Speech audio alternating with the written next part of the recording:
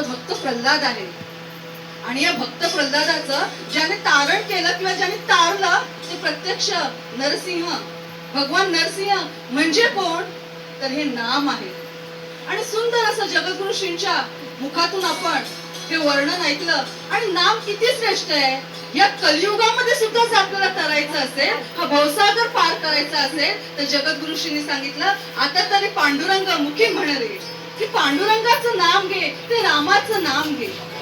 आता हे वर्णन झाल्यानंतर आजच्या चौपाईमध्ये गोस्वामी तुलसीदास काय बरं सांगतायत तर बरीच आठवडे झालं आपण नामाचं वर्णन ऐकतोय.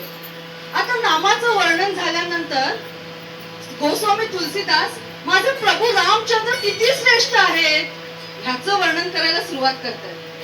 आणि वर्णन करत असताना गोस्वामी तुलसीदास ते लौकिक राजाचं म्हणजे जनमानसामध्ये किंवा जगभरामध्ये राजे लोक कसे असतात, त्यांची नक्की रीती कशी आहे हे उदाहरण देऊन मग माझे प्रभू रामचंद्र कसे आहेत हे सांगत आहेत. हे सांगताना गोस्वामी तुलसीदास